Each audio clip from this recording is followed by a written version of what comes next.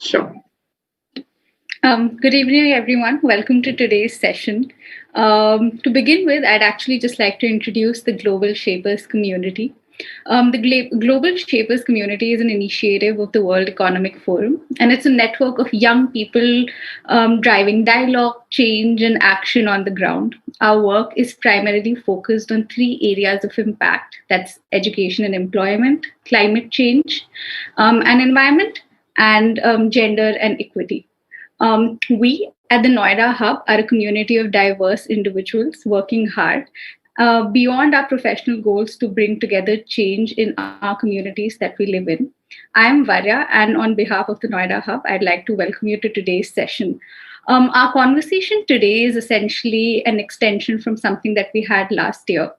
Following the occasion of World Menstrual Hygiene Day, we're hosting a dialogue with leaders in the ecosystem to sensitize people on period dignity, advocacy, accessibility, period and mental health to answer questions of a really diverse set of audience that we have present today. And within this audience, I'd like to specifically highlight we have a bunch of young teenagers joining in today for this session to learn a little bit more about menstrual health and hygiene and just understanding this biological process a lot better. With us today are six brilliant panelists who will be talking to us about their incredible work and experience in this space. And I'd like to introduce them, starting with Ms. Namita. She's the founder of Meri Body, an e-health educational application designed to educate adolescent girls and semi-literate women on female body literacy. We have Ms. Vani. She's the HOD of... Hi, thank you, ma'am. We have Ms. Vani. She's the HOD of Vedantu, a leading edtech company in India. She also has a YouTube channel on which we are streaming as I speak called We Biotnic that she manages for Vedantu with millions of children from across the subcontinent streaming in live right now. Thank you so much. I've been much married, but if I still look a miss, I'll take that as a compliment. Thank you. We have Miss Daniela. She is the co-founder of SietePolas. It's a feminism blog and activism group based out of Colombia that aims to show that feminism has multiple versions. She's also a global shaper herself from the Bogota hub. We also have Diksha. She is the founding curator of the Noida hub. She works as an innovation lead as well as the co-lead for the holistic development program at Vedantu. And within the Noida hub, she's led multiple programs on menstruation and menstrual awareness. This includes Bleed to Lead and Doodle with Uterus, which she'll be talking more about as we proceed. We have Heldden. She is the founder of Madeleine Mukashema Foundation, a not-for-profit organization that provides menstrual hygiene support. I'm sorry for that. Provides menstrual hygiene products and utilities for undergarments for schoolgirls and people from low-income backgrounds in Rwanda. She is a global shaper from the Montreal hub. And finally, we have Ashok. He is the organization development manager at Uninhibited, a Bangalore-based not-for-profit organization that provides marginalized communities in India guidance on menstruation. Within the organization, he leads the Men's Who Menstruate initiative. Moderating this session, we have two very special members of the Noida Hub. We have Jasmine, who is a brilliant young student who has been a period leader with the Noida Hub. And other than this, she's been involved with a bunch of other organizations. This includes the Lali Project. She works with the Indian Youth Cabinet. She, right now, as we speak, is a volunteer with Humse Delhi Sangathan. And before this, she has led several such workshops providing menstrual awareness to young girls in the Delhi NCR region. We also have Simran, who works as a lead consultant with Learning Links Foundation and provides education and access to young kids across India. So, with that, I'd like to invite Jasmine to take the conversation forward and share some of the very interesting questions she's collected for our panelists today. Thank you. Yeah.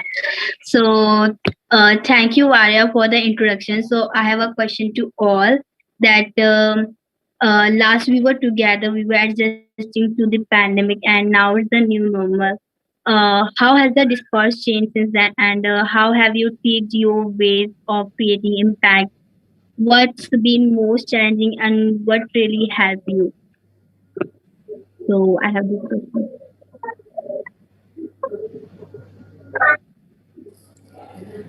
Jasmine, to whom is this question? To each one of us, or do you have someone specific in mind for it? No, each one of you. Oh, thank you. Thank you. Okay, so thank you very much.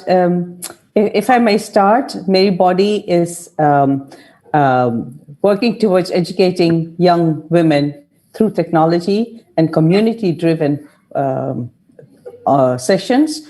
Community-driven sessions since the pandemic started wasn't possible as well, so we've been focusing more and more on online sessions. The new normal is ongoing schooling through technology, so it was easy for us to tap into that modus as well. I could go second. Thank you for that. Thanks, Jasmine, for the question.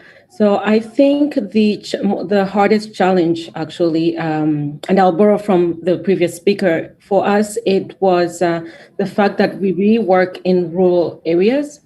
And so access during this pandemic was not really the easiest, in that children went back home. The contact that we had with them directly at the school was at some point interrupted because of the shutdown of the country. And so I would say that was the hardest part, knowing that, it's kind of like a two-pointed sword. On one hand, you want to keep sending the utilities and keep hoping that at some point, maybe the school might open up just for this one specific target and provide the utilities to the young girls. But that's, again, just basing our hope in the unknown, right? And so I would say in a general sense, what the world saw as a chance to kind of concentrate on technology and concentrate on online events or just interactions, it once again proved how disproportionately at disadvantage most of us are, in that, yes, the world is moving to this new normal, but then it doesn't even the world doesn't seem to consider that there's a lot of us that still don't have access to a laptop, let alone that strong Wi-Fi or connection to say that we can sit and have a discussion for an hour even. And so at Madeleine Mukashema Foundation, we are struggling with that. So my mother is there in person and I'm here, and most of the time that the communication is happening between us and not towards the people that we want to send our support to. So it would be actually really interesting to hear how the other panelists have dealt with this, because for us, it just proved that this inequality is growing bigger and bigger, and something has to be done. So yes. I'm going to follow up on you, Heldden. And I think that in general, every pandemic is just making bigger those gaps that we had as a society. And it's the same here in Colombia. It's really hard for the people, and especially for the young women that are starting to menstruate, to understand what is going on, because they don't have probably the resources and they are not in school and they cannot ask their friends what's going on. And there's still a lot of myths and taboos around it. So we have a generation that doesn't necessarily have access to technology, that is facing to these new challenges of becoming I'm going to say, quote unquote, a woman at this moment, not necessarily all are women. And there's still a lot of inequality in the world. And we have problems getting resources on rural areas and getting young people understanding what's going on and understanding that this is a health problem. This is not a punishment, this is not a course, but it's actually something normal that every like half of the population goes through when they start to grow. So I think it's been really hard to getting, especially to those rural areas here too. Yeah, I'll follow up on that. Yeah, Ashok, please go ahead. No, please continue. Yeah, sure. Thank you.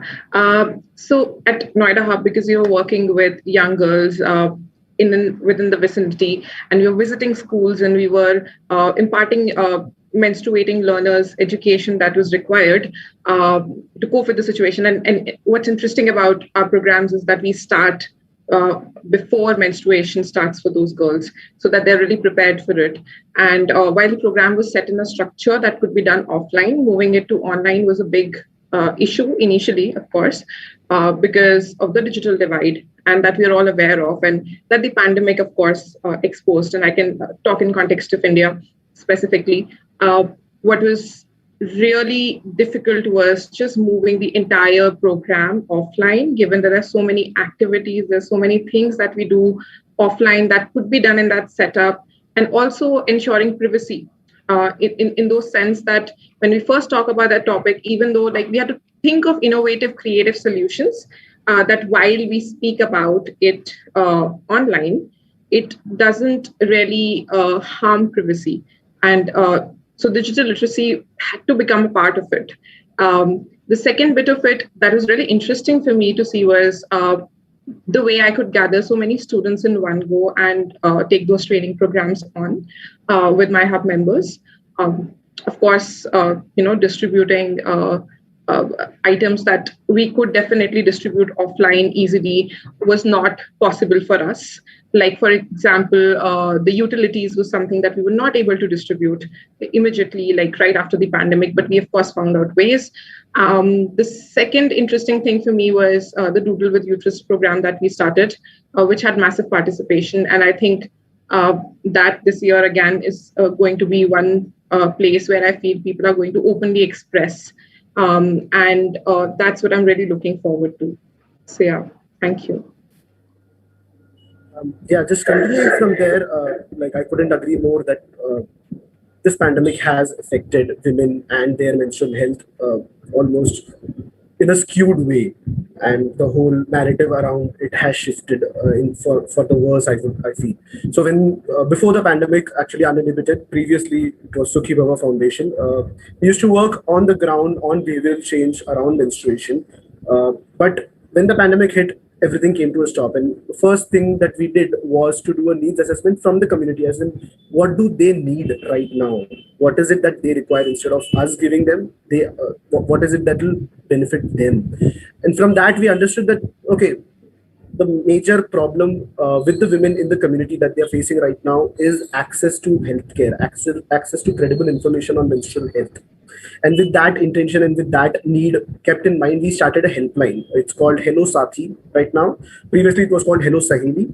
And that helpline basically works on 3 levels. One is the women can give just a missed call to the number. They can get a call back and they can talk to a helpline agent for free to address any concerns, to address any queries they have, any questions they have around their menstrual health and sexual reproductive health.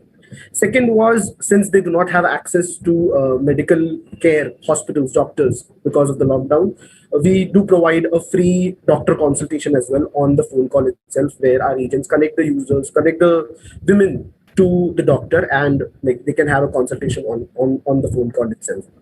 And third is a subscription piece, which is again a free of cost subscription, where audio recordings are sent to the women who have subscribed to us on how to better manage their menstrual health, tips and tricks and educational pieces, because at the end of the day, it is required in the community to understand what are the ways in which their menstrual health can be managed.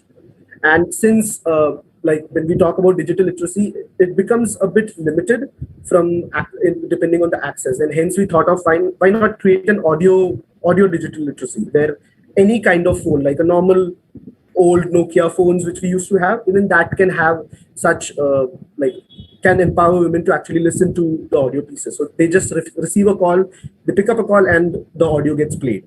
It's as simple as that. And with that in mind, with all this happening, this year in January, we also started a Men in Menstruation initiative, where we try to engage men in conversations around the same issues, so that the men and boys who are in the community, at the end of the day, they are part of the community. So why not engage them as well, so that they can create an enabling environment for all menstruators around them, because they are like 50% of the population is men and boys. And if they think of menstrual issues as a taboo, they think of it as some stigmatized, things might not change for the good for the longer period for all menstruators. Hence, engaging men in these conversations as well. I'll take it up from Ashok. Thank you so much, Ashok. But yes, what I personally feel is I have a totally different story to tell, and hear me out. I have a lot of good news. I have a lot of positivity, hope, and all things good and bright to share. So what I basically do is I think the organization that I work with, number one, we were well ahead of our time. So when I'm saying we were well ahead of our times, I mean to say we were in an online space. We went live online in 2014 when the world did not even realize that teaching, learning, and all of this could happen online. And at that stage, we filed for 72 patents for our organization to teach. We innovated an entire learning system, and we made sure that what the world had to see and witness in 2020 and 2021. We kind of thought that we wanted to break the digital divide. So for the past 6 years, we've been working to empower people, even in rural setups of India, to make sure that nobody is at a disadvantage because of monetary problems or because of geographical problems. That is something that we've been wanting to break. I've been trying to do this since the last decade. So I have an absolutely different picture to share. So we've been doing this, and for the past 2.5, 3 years, I've been managing one of India's leading YouTube channels for teaching biology to pre-medical aspirants. Majority of the pre-medical aspirants usually end up spending 1.5 to 2 lakh INR. That should be, let's say, 1/4 a million in terms of US dollars for their education. But we set up a completely free YouTube channel which caters to 6 lakh students, close to a million in another 2.5, 3 months now. And the kids are now, see, 70% of India is below 21 years of age, and 55% of them have access to a mobile phone. So for me, I have not been able to witness the digital divide, even in India. I have students from forget tier one. Tier 1 in India has very good accessibility. I'm talking about students from tier 2, tier 3, tier 4 who have very good accessibility.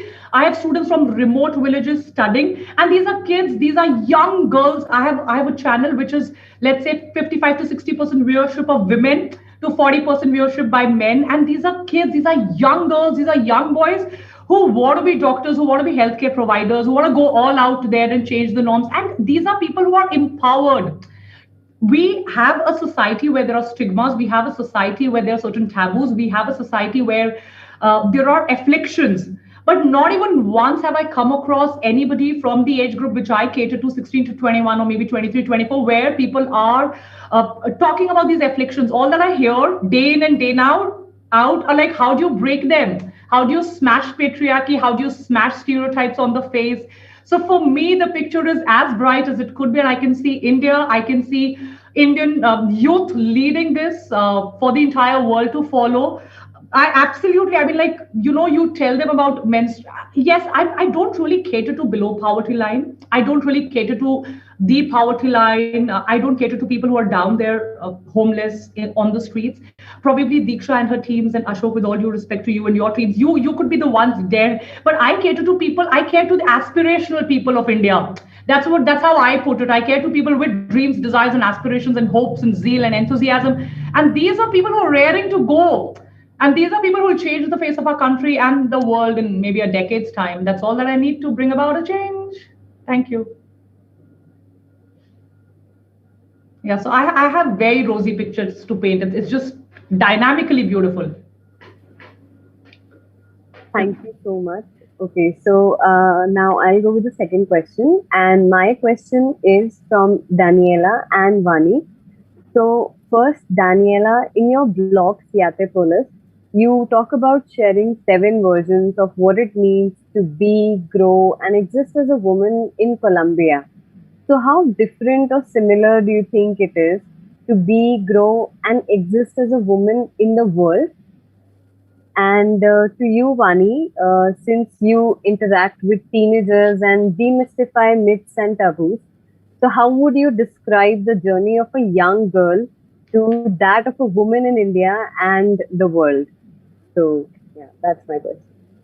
Perfect. Well, thank you for the question. I think that there are several aspects that we share as women or as people growing in today's world where we are very connected towards each other. We share a lot of like common values, but then again, there is also the intersectionality of each country and the details and the different things that makes us unique, right? So I think that whenever we're talking about menstrual health, there's a lot of things that we share, especially for those that live in countries that are cataloged as in development countries, right? So we know there's a lot of inequality, there's a lot of lack of resources, there's a lot, especially lack of information on the things that are going on. And maybe we are privileged because we either grew in a family that supported us or we had a good education that actually told us what these things were going on, but not everybody is like that. And I think those are the elements that we share, that there's a lot of space for us to grow, to keep on growing as a society, and for us as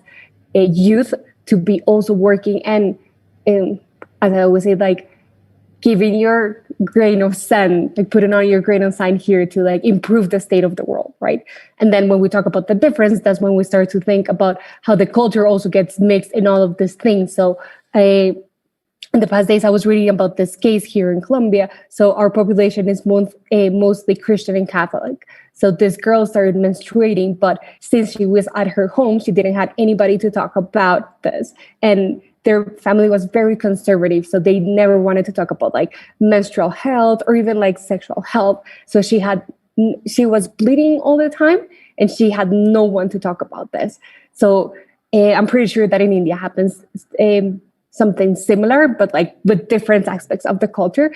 And at the same time, we also have these places where we think that menstruation is a curse or that this is a ritual of passing to becoming a woman. So there's a lot of stuff that gets involved. And that's why it's very important to work on information and education towards this young population. And even us that we consider, well, I consider that I'm bigger or older, we also have to keep on asking ourselves if the habits that we have should or are like the most healthy ones, if we are taking into consideration our menstrual health along with their mental health, because they have a lot in common at the same time. So there's a lot of education that has to go along, not only for the youth, but also for like bigger populations that we think we already know everything that we have to about menstruation. Thank you so much. Thanks, Daniela. I really liked how you talked about information and education being, important parts. I'll pick up right from there. Can I, Simran, and answer my question? Yes, please. Okay, so I've been asked to kind of tell about the journey of a young girl to a woman, and I'll take just about 2 or 3 minutes and sum up my entire thoughts. To be very honest, I'm a forever optimist. It's always better to face the sun, the shadows fall behind, right? I know there's so much wrong which is happening in the society. But I also feel that while, if we smile while we are doing it, wear heels and adjust each other's crowns while doing it, it's such a nicer, better way to do things. To be honest, I've always felt, and this is something which is, whatever I'm going to tell you right now is a quote which I tell myself and my kids all the time. And I've kind of penned it down myself. The best time to be a woman is the 21st century. We've been suppressed, oppressed across the world for millennials that finally women have found their voice across generations and across continents and across geographies. And I think now is the time of the 21st century for all the oppression that we've been made to go through. It's time to win it all back. And I also ask myself, and I tell myself this so many times, and my message to all the young girls, countless women who follow me, if not now, when? And if not you, Vani, who? This is the time. This is the time. For one thing, which I always have felt is that education alone is the biggest enabler. If you ever need something to bridge a divide, whatever be the divide, financial, geographical, anything, you need an enabler, and there is no bigger enabler than education. See, as India, if I tell you, I know the country very well, being born in the armed forces, married again in the armed forces of India. So I've traveled the length and breadth of not only India, but across the world. And there are certain things which are common. You see, we've been suppressed, we've been oppressed all over, even America. They still don't have a lady president, right? We had one back in 80s. So there are times patriarchy has always been out there on the face, and women have suppressed. But now I feel we found our voice. See, initially, all that industrial revolution did to women across continents and geographies of 60s and 70s is they gave us voice. And now, especially if I talk about the Indian context, we found our footing as well. We are there to support each other. We lean in, like how, the groundbreaking, record-breaking group. We're there with each other. We are more assertive. We ask for what is rightfully ours. And all these are not big things, but each of these small things fits like a jigsaw in the puzzle. When you talk about menstruation as a taboo and trying to break stereotypes, to be very honest, I don't really associate myself too much because I am in a zone where I already see people around me, young girls, breaking them, and not only breaking them, smashing them. So I really want to tell you that, where we are in India right now, and with the divide of female feticide, of the sex ratios trying to get bridged, it's going. So as a young woman in India, we knew, you see, when I was 20 years back, we knew what's wrong, but we never had the courage to speak up. We were kind of silenced, or we were, conditioned to believe, to not speak up and things like that. I come from a very entitled background. But even then, there are certain biases which come. There are certain conditionings which the society does. And I'm so proud. I'm so proud of the India of today. It is evolving. Yes, we still are, let's say, the rape capital of the world. We still have so many young girls. Like you said, Daniela, there are people who bleed and there is no sex ed and there is no, menstrual education. But I would again want to tell you the same thing. I think within no time, the brighter side will overtake the duller side. And I'm so glad we're all working on this because I do see the spark. And that's what I want you all to see. And everybody who's listening to us, wherever they are, that little spark is there. And within no time, it's going to light up the entire thing. There is this courage which has seeped in. There is this conviction which has come. There is this sisterhood that we are trying to build. And through efforts that all of us are taking as a community, it will nourish this sisterhood and the latent courage. No more is the courage latent. It's coming out in the open. So I see this time as the best time to be born a woman and to reclaim what was rightfully ours and taken away from us. Thank you. Thank you. So thank you so much, Vani ma'am and me. So our next question is from Diksha and Namita. So you both have been using different medium to spread the awareness about menstruation, like arts and technology. Has the pandemic helped you reach more people with Meri body and Doodle with Uterus or bleed to lead?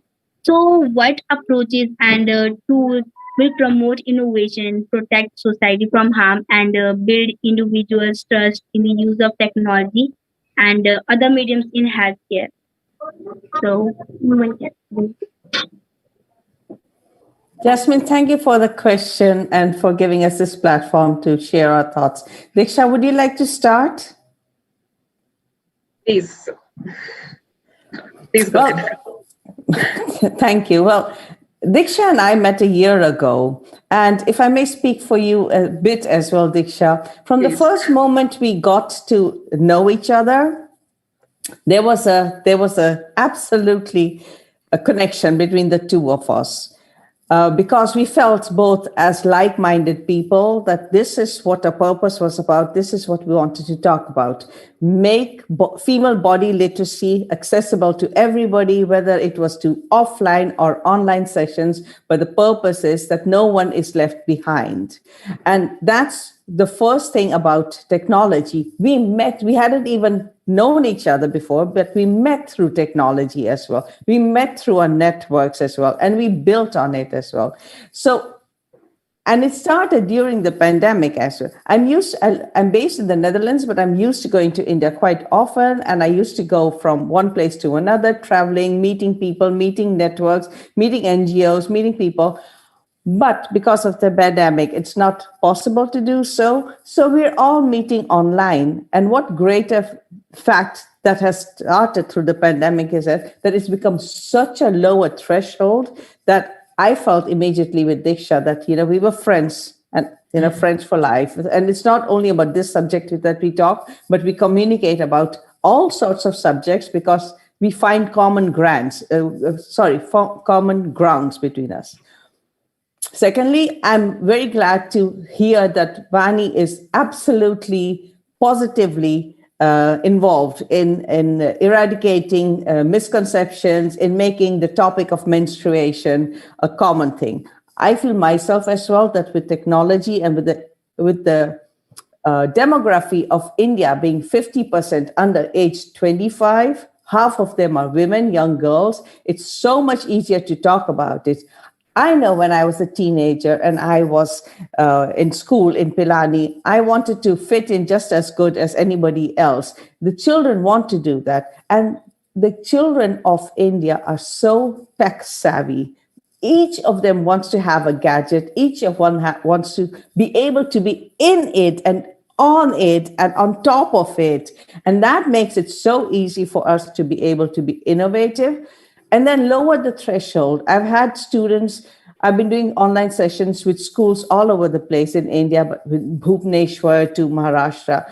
And the first time, within 5 minutes, if you start talking about menstruation, then it's always, ye mere ko bhi ho rahi hai. This is also my case. I felt it as well. And we break barriers just by seeing that both of us, the one who's receiving and the one who's sending, both audiences are talking about the same solutions, problems, whatever not. Whether it's Daniela from Colombia or Heldden from Montreal or Diksha from India, the common thread is that we are talking about body literacy. And when I say body literacy, I don't only mean menstruation, I mean the whole cycle, the average 28-day cycle, when you know when you're fertile, when you know when you could ovulate, what is anti-conception, how do you make sure that you can get pregnant, how do you make sure that you don't get pregnant, what do you do, what food and sports do you need for the whole reproductive and sexual well-being as well, right? That brings technology, and that technology is just a tool. It's only a tool, but it gives us the possibility to go ahead and move forward. So I, for one, am very, very delighted with technology and being able to do so. Diksha, please add on.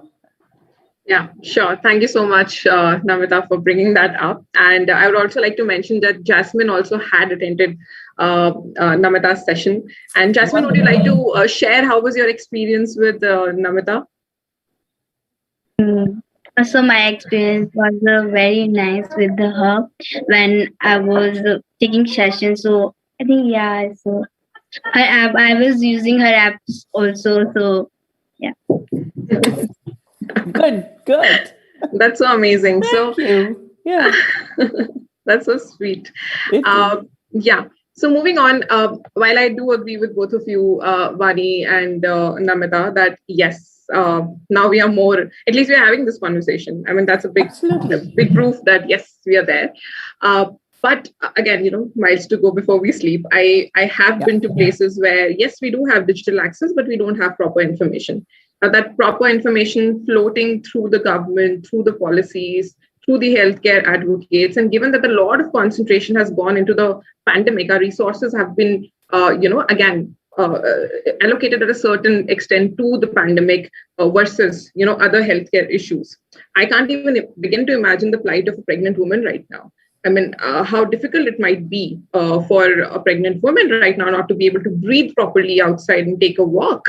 And it's really difficult over here. So in that sense, I'm not talking about privilege, no privilege, access, no access. I'm talking about any regular person during pandemic. The pandemic is merciless. and it has led to a lot of issues that has led to things like, again, mental well-being has been hampered.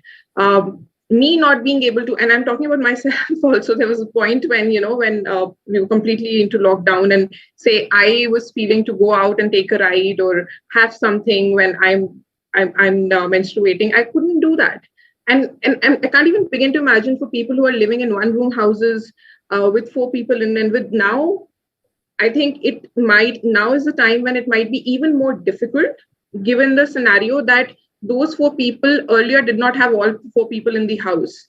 So there was more scope of talking and experimenting and, doing things like for young girls. I can talk about the girls I taught. They would earlier, and they had come to a point where they were educating their mothers and their sisters and brothers about menstruation. Now, when they're living in with their fathers, sometimes it gets very difficult. And they're like, now we're not able to talk about it so openly. What do we do? Of course, that conversation is on. But, are we able to really solve the problem? We have to come up with innovative solutions now. And when you talk about the tool, again, art for me is another tool. Technology for me is another tool, like Namita rightly mentioned. Art, what it really helped me do and helped certain people do, of course, is, demystify those taboos in a creative way, and you express it. And that's what I do in my classroom. When I go in and I take a session on menstruation, the first thing I do is I make them draw. I make them imagine. I make them visualize. And that really helps them normalize it. I think that's a great tool to normalize things. Same as technology. We should have more games on menstruation, I guess. I mean, Namita, maybe you should take it up next. We can have games on menstruation. We can have, female body literacy, like you said. We can have more information floated out. Vani ma'am has worked with me on 3D assets, and here, we came up with so many. We should also have a uterus 3D asset, maybe, and start.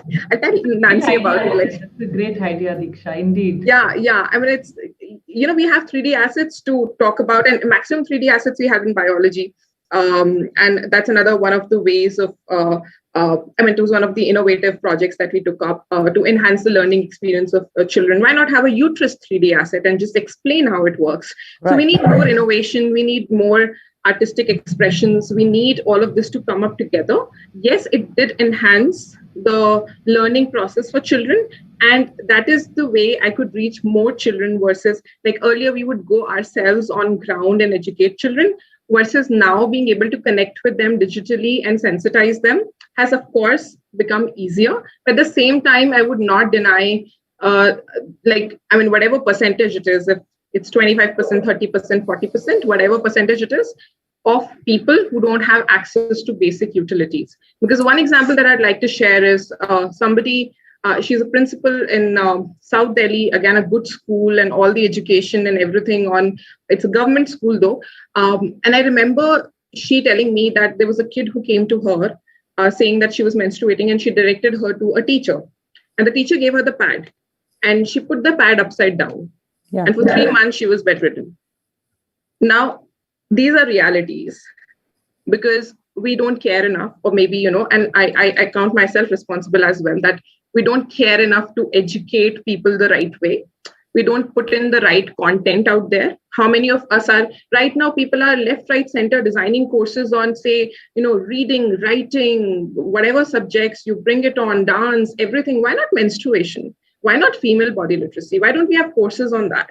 Why don't we put it across in a way that the topic in itself, because one thing that I'd also like to point out is that this particular topic is evolving. 10 years back, we were not even researching enough on this topic. Now that we are coming up with new things and new, disorders and new, last I attended a conference, somebody told me that PMS is linked to death also. And it can have that kind of, that kind of extreme repercussion. Are we educating people enough about PMS or very basic stuff? Are we not why are we using such terms like, when she must be menstruating? These are the things that need to go off when we have people like, I'm sorry, again, presidents taking up such remarks and making on women saying that, she must be menstruating. That needs to go. We are still, there is where I feel we have miles to go because yes, the topic now after the pad, and I can speak specifically for India, after Padman, and that's been watched across. I think the topic is very much there. But still, I know of families, my own friends' families, where they'll not let the woman touch the temple. And that's the truth. And many of our students would still be there not doing that. There is where we need to work more. And maybe like Ashok mentioned initially, that whether it's, the low economic background, whatever the socio-economic background is, we need to identify the right needs, right problem statements to be able to solve it. So, and if I may add, Diksha, what I found in the pandemic as well was during the pandemic that it should have been from day one, when they were giving all the survival kits, for food and water, a pad must be put in that. That's what we were promoting as well. Please give for 1 month, pads, so that women, which is just as normal as food and water, right? So that should be the norm. To be able, in a survival kit, you should always have pads as well. So that it's basic need. It's not a luxury. It's not that women decided to menstruate and they have to buy these things for their health. Exactly. And it comes also from the government, right? It is giving them part of them in the packages. And here they were trying to tax those items, which is crazy because it doesn't make sense for somebody. It doesn't make sense, Yeah. No. Put it in public places where women can reach out and just get it, make it free, accessible in schools. They do it till 16 years, I believe. Why not older than 16? You don't stop menstruating when you're 16, right? So you should have that as well. So there are many, many more things. And yes, Diksha, there's a long way to go as well. But we do applaud that this subject is becoming normalized to be able to speak about it. And that is the change during the pandemic that we have seen. So, yeah, I'm happy about that, right? Same here. Yeah. Thank you so much. Thank you. Over to you, Jasmine. Yeah. Oh, sorry, Simran. No problem. So, Ashok and Heldden, in your work, you not only focus on destigmatizing menstrual and sexual reproductive health at a household, community and ecosystem level, but also working with marginalized communities to facilitate access to basic sanitation services. So my first question is, could you share about some of the programs that have helped youngsters or locals come together to support and aggravate your impact? And my second question is that what are the needs of the frontline healthcare workers and other advocates so we can improve the menstrual and sexual reproductive healthcare and healthcare systems in your respective countries and around the world? So over to both of you. Then do you want to go first? Yeah, sure. I'll go.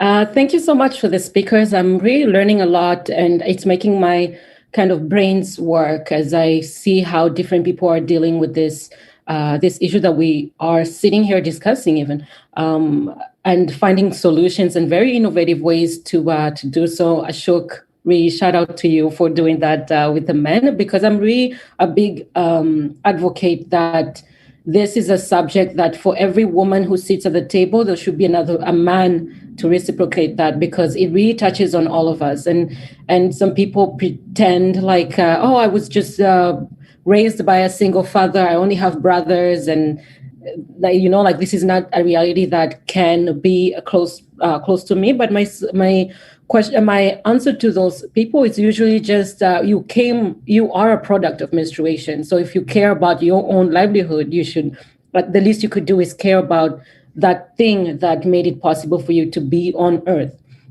And so I really appreciate your work, Ashok. So in regards to Rwanda, so there is I was listening to Namita and Vani as they were discussing their realities with their own organizations, and I realized actually that there is an aspect that MMF brings that has not yet been shared, and that is that menstruation is the one thing that touches on everything. So it touches on food access. So the type of access that you get in order to stay healthy during that time. It touches on your livelihood if you are a young person just getting your menstruation, and just understanding that your role in society kind of changes, or at least people see that there is a change or a switch where you move from being this child who can be protected, who can be, I don't know, a child of society, and you move into another group that sometimes it's a label that is beyond you. You cannot do anything about it. Your culture obliges that you are part now. You're now part of this other. And so for us, the socioeconomical differences is something that we try to avoid, because what I've seen, at least with the experience of living in a country such as Canada, where the education is there, the access is there, not fully as we would obviously hope, or at least to say that this is something as the same way they give out condoms every other street or clinic you go to is the same way that you should be seeing menstrual utilities provided by the state, by the private institutions, anyone or anything that touches on a group of people. But so my experience with these two countries, where I see a different aspect in the rural areas of Rwanda, but I also see the city life of a place such as Montreal, the socioeconomic discussion, I think it's something that we should avoid, because homeless people are also people that menstruate.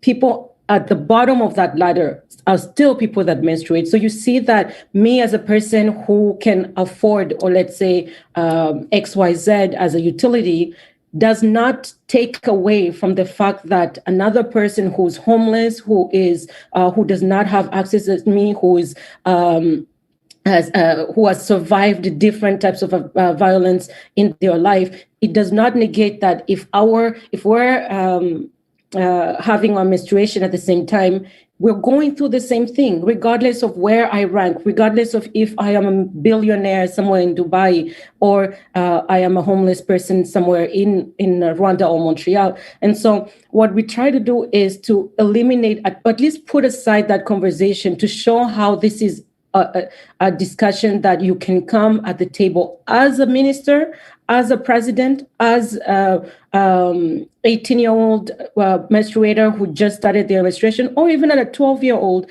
if that's when you start your menstruation. So we really try to show that it is not something that we can divide into different groups, but more so that everyone fits into a group. So it's 50% of the population. And I'm not talking about if you're in a rural area or an urban area. Every single person who menstruates goes through this time period. And so our aim is really to sort of get that niche in that conversation, that you shouldn't look at it as a person who has access or who does not have access. You should be thinking about as after 28 days, chances are 75% of us that are sitting here will go through this thing, and it will be a shared one, you know? So that's one thing. And then, sorry, I think it's Simran. What was the second part of the question? I'm sorry about that. No problem. I'll take.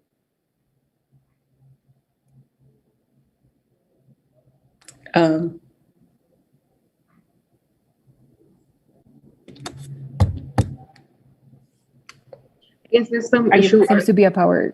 Yeah, Jasmine, can you read out the question, the last bit of where Simran left? Okay, you're mute. Okay, so that part of the question is, could you share about some of the programs that have helped you youngsters or local come together to support and aggravate your impact? What are the needs of frontline healthcare workers and other advocates so we can improve the menstrual and sexual reproductive healthcare and healthcare systems in your respective countries and the world? Okay. Ashok, I'll let you go ahead and I'll come back. That way I don't take up all the time, the 10 minutes. Great. So yeah, like, just to start off, I completely agree with Heldden when she says, like, if you care about your life, you should care about menstruation, because that's the core of it. And I would like to just start with the second part of the question, like, what are the needs of the frontline workers? From our work, what we have understood is the major part is about a safe space to engage with on these topics, since these are stigmatized and taboo, not just in India, but as Daniel mentioned, across countries and cultures. It's imperative that more such spaces are created and conversations are normalized, and not just around menstruation, but like Namita mentioned, the larger sexual reproductive health. That is the first need, a safe space. Second would be access to credible information, even to the most marginalized and secluded sections of the society. Like how Heldden was mentioning, even the homeless does menstruate. Even the people who are at the most bottom of the ladder do menstruate. So it is important that we provide credible information to them as well around how to better manage their menstrual and sexual reproductive health. Access to healthcare facilities, government should make sure that, like, how when the pandemic happened, all the health infrastructure went for a toss. I'm fearful to just even imagine if it happens something with respect to menstruation, because 50% of the population is involved in it, more than 50%. So that, and a support system, I would say, like families, friends, relatives, neighbors, which supports menstruators, looks out for them. And this support system, that this cannot just be organized like a session or something. It needs to be built. There needs to be conversations. And these are the things which lead me to the first half of the question which Simran asked. What are the things that actually support the impact? Just sharing one incident, one of our frontline workers who's currently a helpline agent, she shared when they started taking calls on menstrual health. They are at home, and since they themselves are from the same communities, they are from marginalized communities. They live in small homes, 1 BHK, or even shorter than that, smaller than that. So even her son would be around, and she would feel a bit of shyness while talking about menstrual health and sexual reproductive health, while the son or the husband is in the room. But slowly, what she understood was that's how this thing is going to be destigmatized. That's how the silence is going to be broken. Like now, she's at a point where she like openly communicates with the son. Like if she's menstruating, she needs support, she needs rest. She openly communicates, and the son is also able to support her, and the husband is also able to support her. And this is only possible because the conversation happened. It was destigmatized for that family because of the conversations that happened. So all these spaces which we are trying to create, all these conversations that we are trying to have, is the major impact, which supports the impact of all the work that we have been doing. Thank you so much, Ashok. You actually just juggled my mind right now. My foundation, how we have survived actually throughout this year and a half pandemic, is that we relied on the aunties and the mothers on ground in these villages where people like we as a foundation don't have access to them. It's very, and this is where I strongly agree with Vani, is that this is really something where we are seeing a change in that mothers are starting to ask themselves, okay, well, this is something that I've always hidden, but now I have no choice because now my daughter is here with me at home, or my child is here with me at home. So I see when she's getting shy for the next 4 days or 5 days. So the mother automatically clicks, oh, this is something that's happening. So conversations are happening within smaller circles. And again, that has been really our force now in the pandemic, where we're relying on these individuals that live and breathe in these communities to bring up these conversations. And if there's anything where they feel like, okay, this has passed, I think all of us are from a culture, a particular culture, and we all know how in cultures there's some conversations that, okay, you can talk about them, but then there's a limit where you're like, okay, now we've gotten too much, and you start seeing the older men kind of leave the room, or your mother telling you, hey, come with me to the kitchen, I'll talk to you there. So where we don't want to make them feel uncomfortable. So if they see that they're opening up conversations where there's a limit, where it's clashing with the culture or their belief, that's when we say, okay, well, now you can give our phone numbers, and then we'll help have that discussion with your young menstruator for you or whatnot. So the community really has rallied around this support, or at least the work that we do. Another thing is that a lot of us brought up culture, how our culture, like Diksha, you mentioned the temple, menstruating and going to the temple, how sometimes some areas it's even a no-go. You don't show up. It's considered a sin somewhere. So for us, what we try to do is that in the Rwandese culture, there's this thing where when you first menstruate, you are kind of referred to your aunties, and this doesn't have to be a blood relative. It could just be a lady in your village who just had her own children grew up, and now she's just like kind of like the mother of the community, and just like around, everybody knows her, everyone knows that she's friendly. So those key individuals already do exist in our culture as a general sense, and that's where usually women are young menstruators for the first time. I usually refer to them, and so what we did at the beginning, well, was in 2017, is that we got into contact with these key individuals in the western province of Rwanda, and what we did is that we provided them with the utilities, and so if there is a family that's very cultural and doesn't want to break any of these kind of like lined up ways that the culture goes, is that we utilized these women to say, okay, we'll give you that this knowledge, the education will go straight to you, and then we depend on you to kind of share it every time you have these families that approach you that are not comfortable with going to the school to talk about this, or talking to the clinicians or health workers and whatnot. And to be honest, it really does work. And this is where you see how menstruation and communication really has to go hand in hand. It's really the more we talk about it, the more we make it a household name, even like where we see somebody just being, and this is a question just like you asked, do you have a fever, or how are you okay and whatnot? It's the same way that we shouldn't be feeling any shame to say, hey, are you going through this time of your time? And this is a question that not only mothers have to ask, but also fathers. Again, touching on, we are all co-menstruators one way or another. So also fathers to look at somebody and say, hey, are you menstruating? Okay, well, I can do this for you or on your behalf. Or, okay, well, let me know when you feel like this is something that you don't want to do. Like, for the life of me, I don't understand.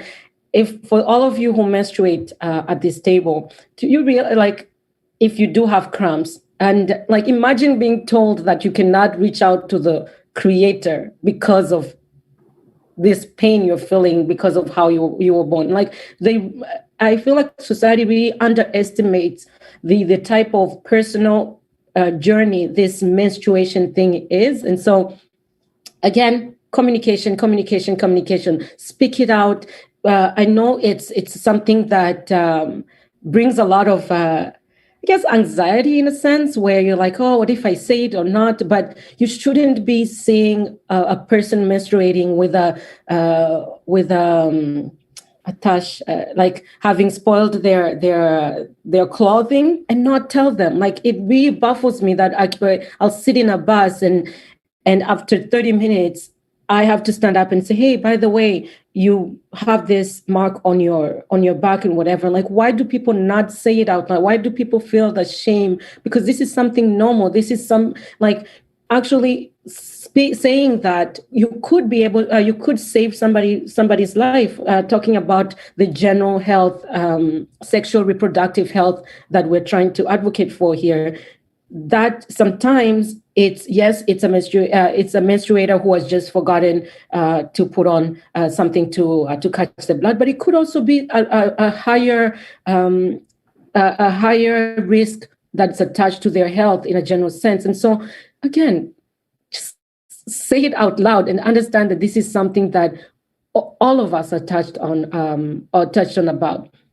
But I'll leave it there, and hopefully the conversation will go as we continue. I'd just like to add something that, it's when our knee bleeds, we are directed to our fathers.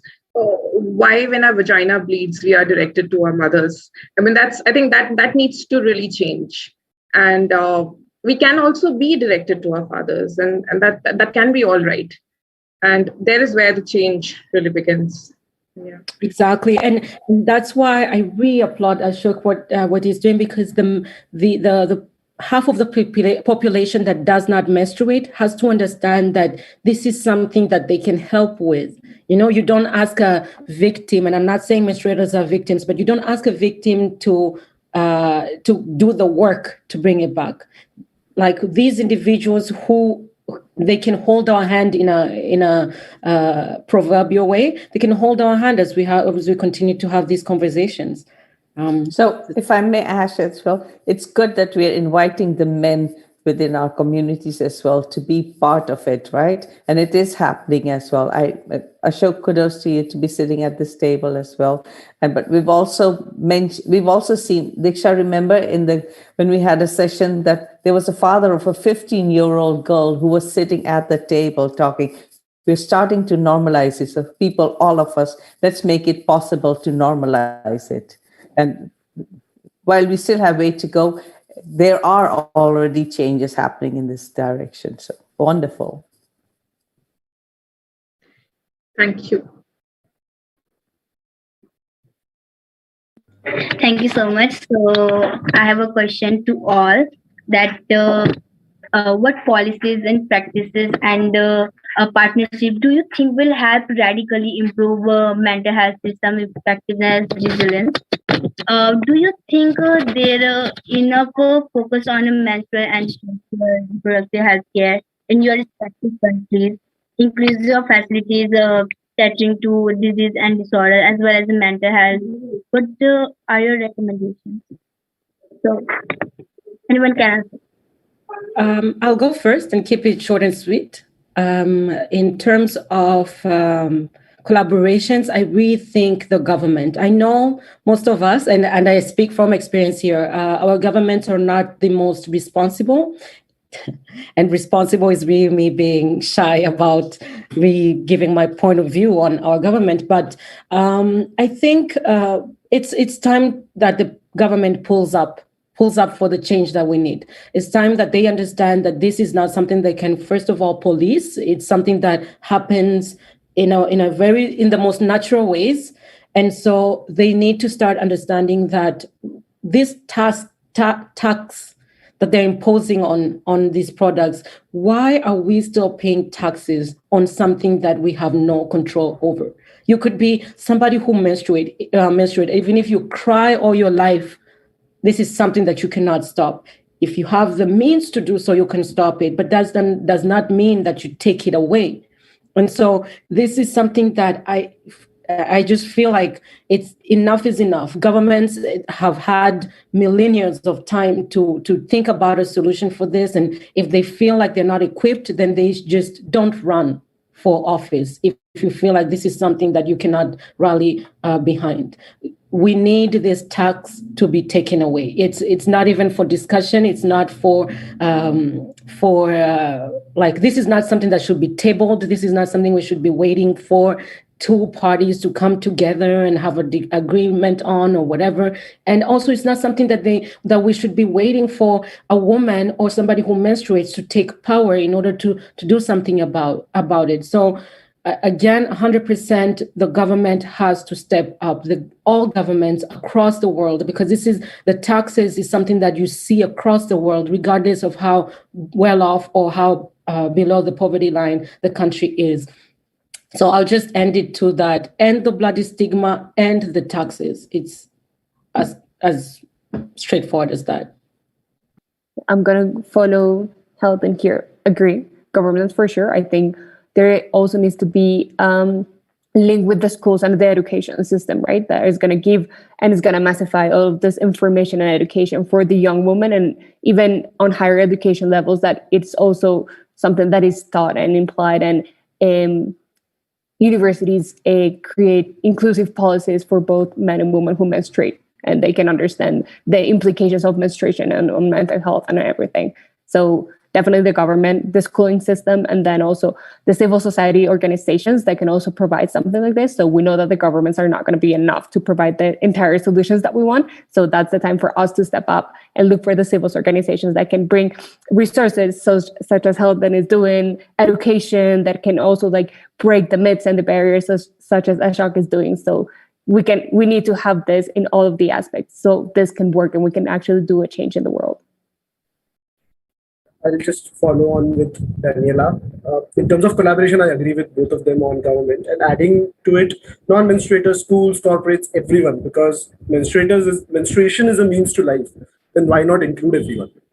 And like Vani and Diksha mentioned, times are changing. Not now, at least the conversations have started happening, and we're not there where we would ideally want to be, but things have started moving. That being said, it's a long road ahead. Until and unless like someone can menstruate without worrying about their purity, without wondering about touching the deity in the temple, like openly like talking about her menstrual health and needs, and openly asking for a menstrual hygiene product in the shop without having to wrap it in a black bag out of shyness or shame. Like I feel things are long from being changed for good unless until these basic things have happened. And once these basic things are figured and normalized, there's still a lot of things to do with respect to, say, support. For example, the mental health support. And only by normalizing these conversations around menstruations can we even hope, like at some level, to have support system established for all menstruators. Because these are the bare minimum. Like how Heldden mentioned, we should not be having a discussion around removing the taxes around products. It's like that. It's bare minimum. It's basic understanding. I like to pick up from Ashok if I can, and I'm Heldden. First of all, please accept a lot of love and warm regards from my side. You spoke from your heart, and it was visible. I was so moved, and Ashok, we are so proud of men like you. We had 100 plus boys and girls watch us constantly from the YouTube channel where we are also streaming. And I told so many of them that, boys in our country should be like how Ashok is. And trust me, they absolutely loved it. We had a constant attendance of 125 plus. And these kids are so motivated. I have a slightly different look at it. Yes, I'm dead against pink tax. And all of you talked about policies and tax. I have a slightly different view. Per se, coming from where I'm involved in from the last decade or so, I feel there are very poor role models in developing country. We have sexist songs, we have sexist advertorials, we have the entire industry which shames women when it comes to movies that we make, and this all popular media that we're talking about in India. We don't have, we still have adverts which pour a blue colored liquid. Come on, for heaven's sake. We've stepped on moon. We're going to colonize Mars. We've made auto driving vehicles and we're pouring blue liquid. I mean, like, where are we? You see, so what taxes will happen.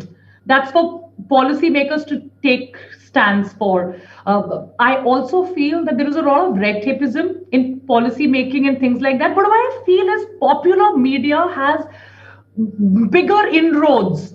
You see, we have students who will get a cut like this made because a popular actor will have hair with a cut like this. We will have millions in the country flaunt a bracelet because a popular icon is flaunting a bracelet. Why don't people with influence, why don't celebrities, why don't popular people talk about it more openly?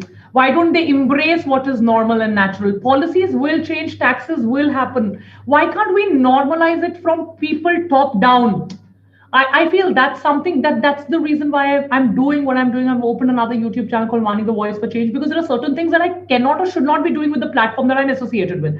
I work for India's largest ed tech, but I cannot just start talking about menstruation in every lecture, right? I'm there to teach, right? I cannot be talking about other things. So I thought with power, with influence, with whatever I say, making an impact in children's life, why can we not have more people who occupy role model positions talk about it more openly? So that's where I feel the real like there should be something that if you have X amount of followers, you're a celebrity, you're a cricketer, you're a role model, These are 3 things that you need to endorse.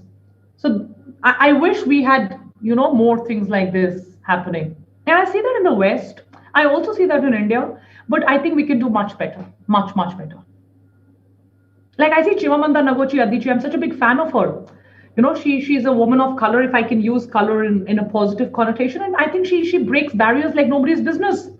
She's phenomenal. She's phenomenal is the word. So we have so many people in West to do it. We have people in Middle East to do it. We have people in Africa. We can have more Indian women do it and break barriers and that thing. So yeah, thank you. I might just also push off because I have a class at 9. I need to set up a studio. I will definitely see it on YouTube. Yeah. So thank you so much. Thank you. Indeed grateful for this opportunity. Thank you. Thank you, Vani. If I may take it from there, then, and I totally agree with you, we should all have, see that influencers are speaking up, make noise, move mountains so that the effect is created and it's a ripple effect.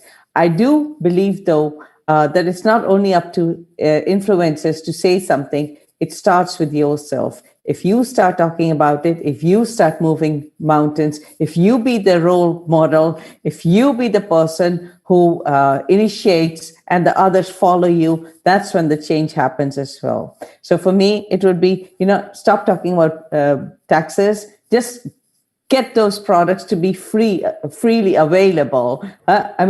Taxes, one way, I don't care about taxes. Just get them out over there, and for everybody to have free access of it, that would be great as well. When we talk about healthcare, then we talk about curing an illness or something, but this is about well-being. Let's look at menstruation as the well-being, even including mental well-being as well for each other.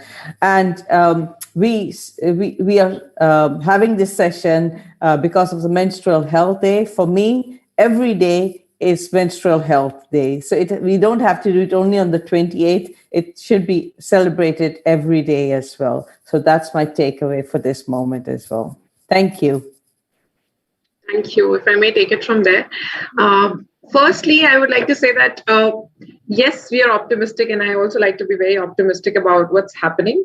But let's also move together. Let's not leave behind people who cannot afford basic accessibility. At the same time, when Jasmine touched upon the point of mental health, I also wanted to bring in picture the menstrual disorders or health disorders that people go through, the sexual reproductive health as a whole. What are we doing to protect that? What are we doing to ensure that the person is, first of all, aware of what's going on in the body? I don't think, we have still reached a point where we say, hey, we know everything about our body, or we know our bodies well, or we know our systems well. So there has to be more literacy in that sense. And it's evolving, and it's all right. Like any other topic that we pick up, even for, say, education for that matter, we say, oh, this is not working now, maybe let us try this. Similarly, we also have to try a lot of things in this area, and we have to work together. In terms of collaboration, I feel the panel itself, I think if we all come together and we do a project together, and we also, like, in some sense, involve the government, and we file petitions and we do stuff that brings that move, given the collective strength of the panel that I see right now. And I'm sure there are more people in the Global Shapers community and other communities where we can bring in people together and run campaigns, run, need analysis, run a solution-centric approach, having that solution-centric approach, design solutions, come up with innovative, creative solutions, like in any other area, like in any other sector.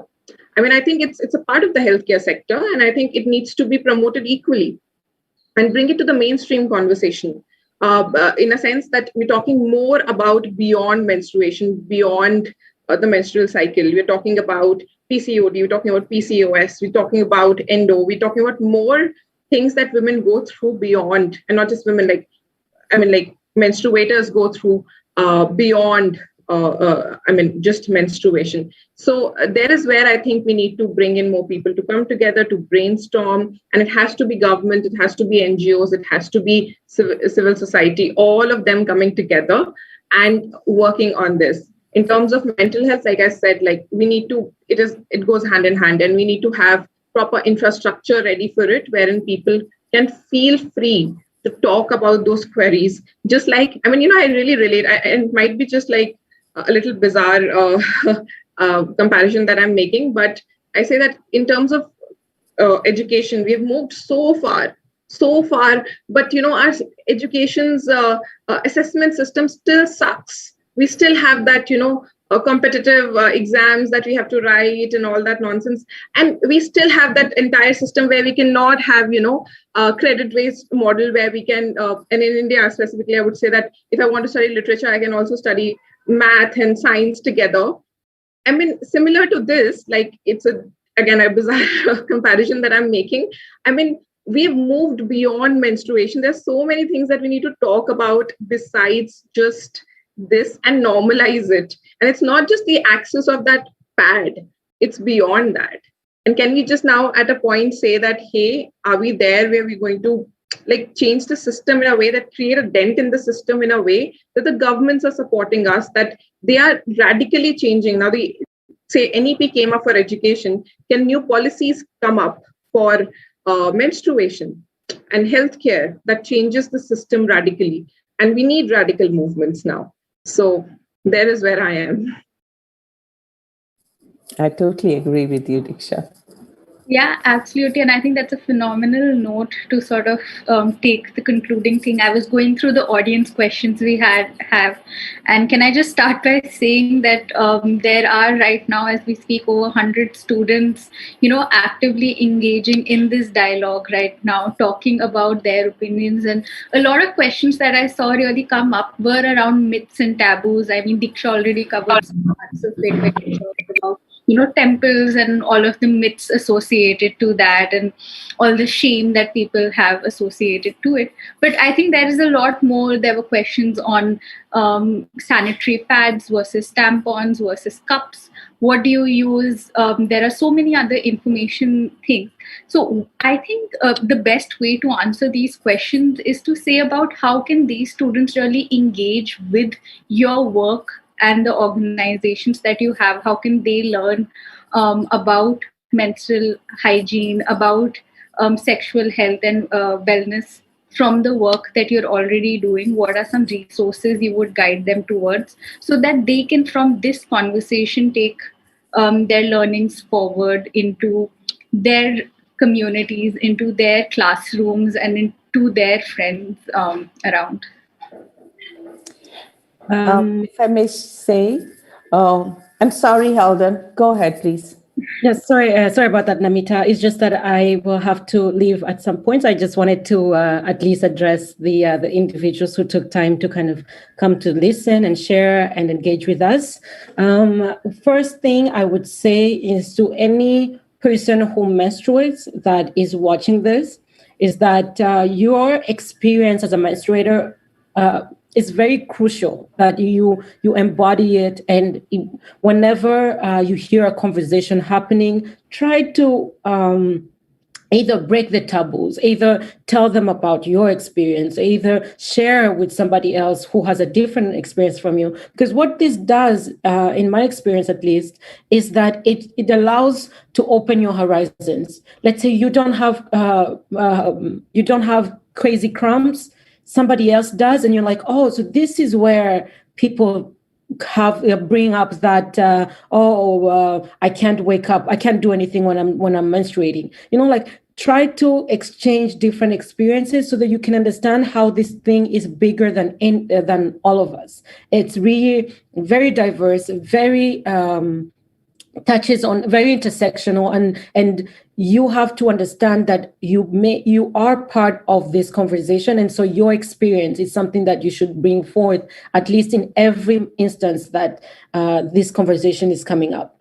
Another thing to help out for me, to be honest, given that I work with schools, so 2 primary schools, there's not a lot we could do if the person does not live on ground. So if there's any Rwandan watching this, do reach out and we can work together in terms of seeing what type of projects that can arise from our conversations.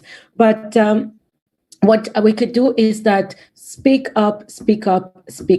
There is no table. Don't be felt to think that there is any table you can sit at and menstruation is not something that you can bring up. don't be afraid. I know it gets intimidating. Sometimes it gets, some people see it as disrespectful based on the culture you're in.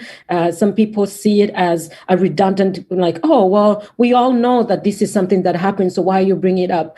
Stand your ground. Your experience does matter. You as a menstruator have the right to speak on something that is happening to your body. And so speak up, speak up, speak up, and do not be intimidated, because if whoever stands up against you, tell them, I have the power to give life. So you have nothing to talk to me about right now.